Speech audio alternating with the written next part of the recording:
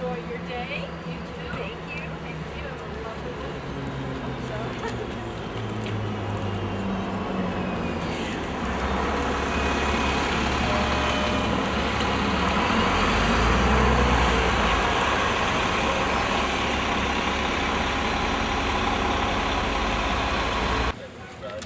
Early morning is a busy time at the ferry terminal at Bainbridge Island, Washington, as throngs of commuters head to good-paying jobs in Seattle. I used to be one of them.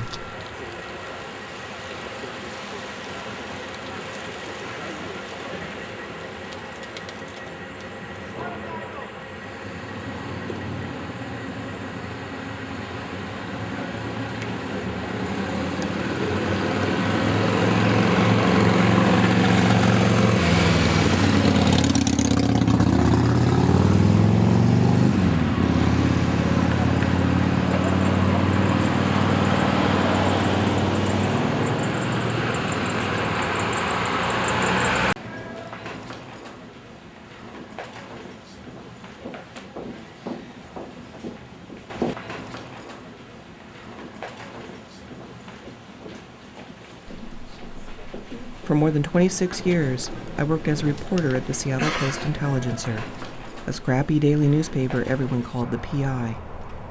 In its 146 years, the PI covered the discovery of Klondike gold, assorted wars and hometown heroes, even Beatlemania. The presses even kept rolling through the Great Fire that leveled Seattle in 1889. But on March 17, 2009, the presses stopped forever, done in by recession, the long-term decline of the newspaper industry, and the failed will of its owner, the Hearst Corporation. Suddenly, I was out of a job. All I had were my memories in this collectible PI newspaper box. I had pictured unemployment as a lull, a time of long, empty days. To my surprise, I was busier than when I was working.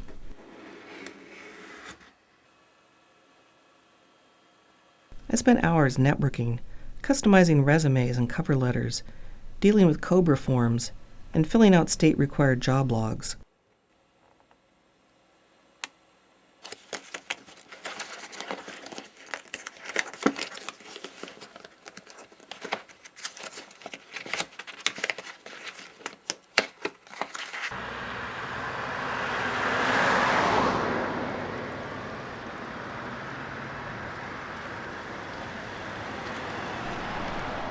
Before long, I had a new home away from home, WorkSource, a partnership of state and local governments, community colleges, and other groups focused on putting people back to work.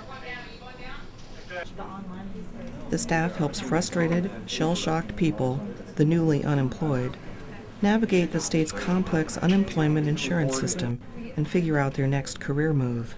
Okay, so once you get that all done, just let us know, okay?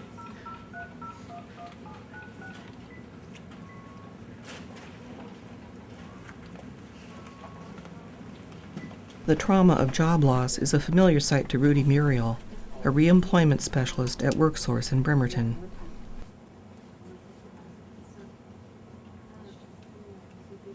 A lot of the people, when they first come through our orientation, are still feeling depressed, still in shock of how they lost their last job or what happened at their last job. So a lot of them are not employment ready. Because they don't know, they've only been out of a job for 3 weeks, so it makes it difficult because they are still in the mourning period of losing their job. The hardest thing about being unemployed right now is finding a good paying job in Kitsap County. Most of the jobs with the federal government are really good, but the most difficult is people are not prepared to apply for jobs with a good resume. Meeting with us, being able to communicate with us, and having us take on the burden and letting them know that everything's going to be okay is usually a good uplifting experience for them when they leave here. Is everything going to be okay? Everything is going to be okay. There is a light at the end of the tunnel. Okay, I was a middle-aged, out-of-work newspaper reporter in the midst of the worst economic downturn since the Great Depression. My job skills were yesterday's news. There was only one logical thing to do: go back to school. So here I am, at Olympic College in Bremerton. To my relief, I found college hasn't changed all that much in the 30 years since I got my BA. I'm doing well and pumping up my resume with marketing, management, and multimedia skills. My life has structure, purpose, and achievement, but still no paycheck. So this is a story without an ending. 8 months after the newspaper closed, most of my PI colleagues are still on unemployment. As the months pass, optimism fades and weariness sets in. Predictions for job recovery are bleak.